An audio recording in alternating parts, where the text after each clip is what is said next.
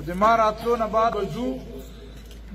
او اجتماعي طور باندې به په بیت الله شریف حرم کې لمونځ کوو او بیا راغی د بیت الله په چت باندې ودرېده او اعلان یې وکړ چې د مکې خلکو واورئ چې نن عمر ابن الخطاب رضی الله تعالی عنه دا مسلمان سوی ده په اسلام کې داخل سوی ده اوس که څوک دا غواړي چې خپل بچیان دې یتیمان کی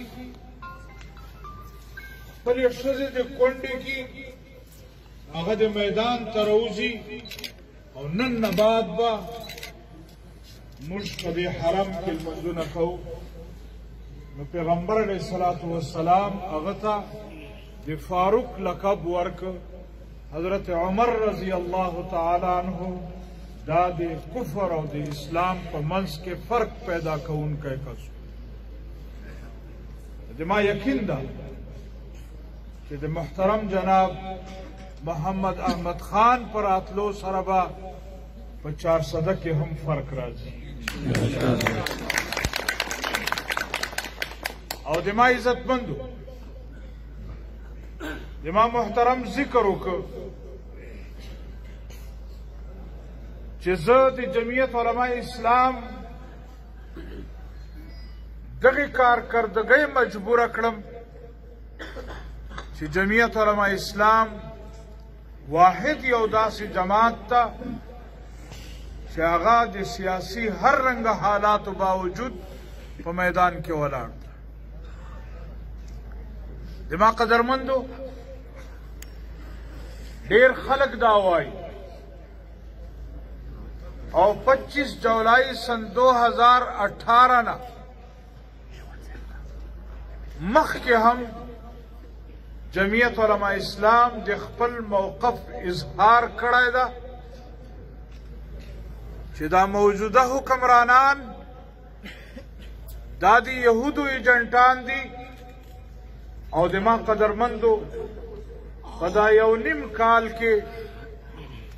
دغه حکمرانانو دا ثابته کړې ده چې دوی دلته بین الاقوامي ایجنډه تکمیل ته رسول غواړي او د ما خپل سوچ دا ده چې دا پاکستان حکومت دوی ته حواله کولو مقصد د پاکستان تحفظ یا د پاکستان چلول نه دي بلکې د پاکستان مستقبل ختمول او د پاکستان ماتولو ایجنډه دوی ته حواله شوې ده د ما قدرمندو د عقیدې په حواله سره هم د موږ هغه بنیادی اساس पाकिस्तान का मतलब क्या ला इलाहा इल्लल्लाह د पाकिस्तान هغه